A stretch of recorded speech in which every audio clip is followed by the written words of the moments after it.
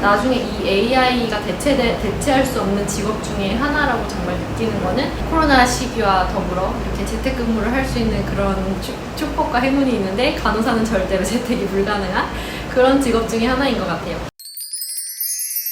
네, 벌써 일을 시작한 지 3개월이 지났습니다. 시간이 되게 안 갈 줄 알았는데 되게 힘들다고 생각하는 게 엊그제인데, 물론 아직 힘들지만 그래도 전만큼 막 출근할 때 아침마다 너무 극도의 스트레스를 받지는 않는 것 같아요. 조금씩 적응이 되어가고 있고, 신규 때보다 더 완전 출근하기 싫고 늘 그런 일상이었는데 조금 그건 적응이 되어가고 있는 것 같습니다. 먼저 오신 선생님이 6개월 정도 지나면 좀 그거는 날 거다 이렇게 말씀을 하셔서 믿어보도록 하겠습니다. 진짜 뭐 좀 나아지면 좋겠고요. 일단은 한국이랑 진짜 많이 다른 것 같아요. 비슷한 면도 물론 있지만 간호사의 역할이나 이런 것들이 많이 다른 게, 일단 간호사가 책임을 지는 게 되게 많고 간호사의 책임이 막중하기 때문에 결코 만만하거나 우습게 생각해서는 안 될 것 같고요. 일단은 한국에서 제가 병원에 있을 때는, 대학병원에 있을 때 환자를 13명에서 14명? 마이 페이션트 겸 팀널스, 팀 간호로 한 10명에서 13명 정도 봤던 것 같고, 중소기업 정도의 그 작은 사이즈 규모의 그냥 일반 병원 다닐 때는 펑셔널로 해가지고 40명 정도를 둘이서 봤던 것 같아요. 여기서는 지금 환자를 5명 내지 6명을 보고 있고요. 운이 진짜 좋은 날은 4명도 보지만 그럼에도 바쁘고 10명 그렇게 볼 때보다 몸이 더 힘든 것 같아요. 전에 대학병원에서 굉장히 바쁘고 힘들었다고 생각했는데, 그때는 퇴근하면 다리가 진짜 너무 아팠거든요. 근데 이제 여기서도 진짜 많이 힘들다 느끼는데, 정말 환자, 이렇게 bedbound 환자가 조금 몇 명 있다 보면은 집에 퇴근하면은 밥을 먹으려고 이렇게 앉아있으면 기운이 없어가지고 밥이 코로 들어가는 건지 어디로 들어가는 건지 1시간 동안 밥을 먹거든요. 너무 힘들어서. 그리고 그 다음날까지 또 온몸이 맞은 것처럼 진짜 너무 아프고, 제가 한국에서 불면증이 심했거든요.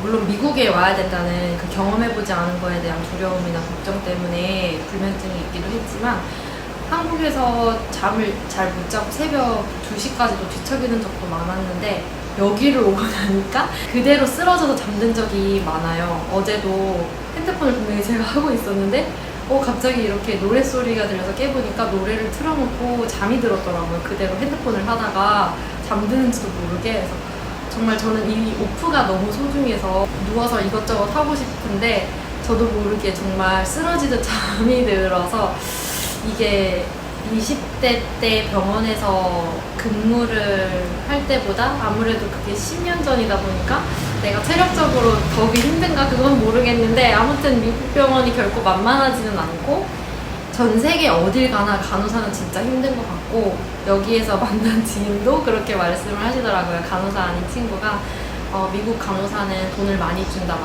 하지만 정말 정직하게 돈을 버는 직업인 것 같다.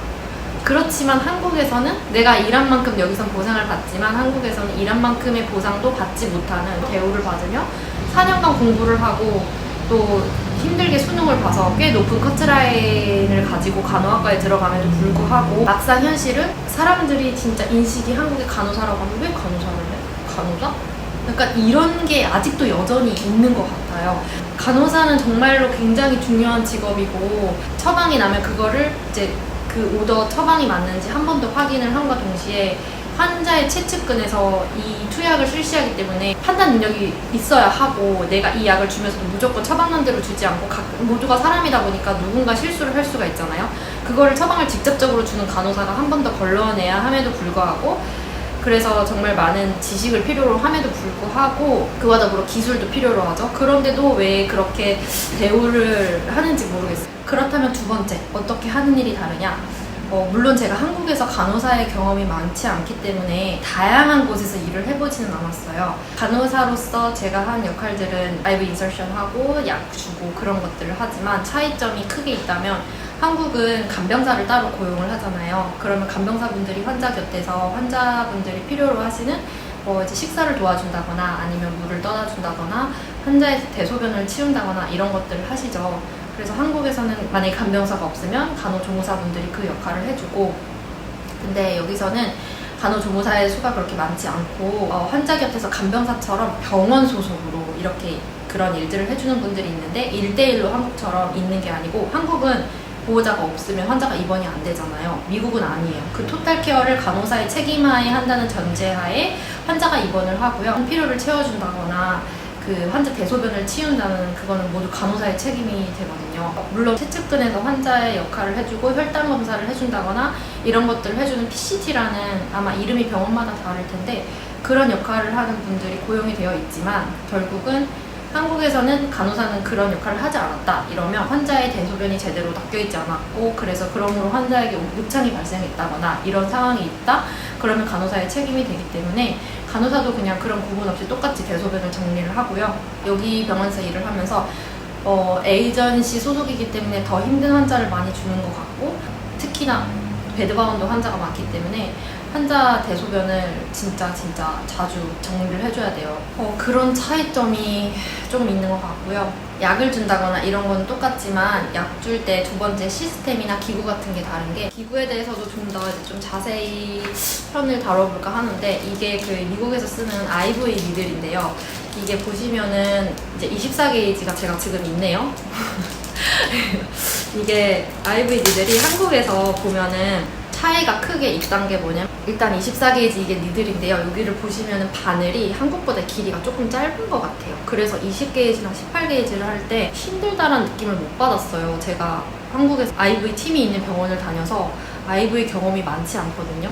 그래서 요양병원에서나 아니면 다른 병원 다녔을 때 24게이지는 22게이지까지는 많이 해봤는데 제가 18게이지나 20게이지를 많이 안 해봤어요. 한 두세 번? 그래서 되게 걱정이 많이 됐거든요. 근데 막상 왔는데 생각보다 IV 하기가 많이 어렵지 않은 게 이 길이가 한국보다 짧아요. 그래서 한국은 이만하거든요. 18게이지 할 때. 근데 여기는 한국보다 조금 더 짧아서 굵기는 비슷한데 넣을 때 많이 안 넣으니까 한국의 그 혈관을 찾아서 하는 것보다는 덜 힘이 들었고요.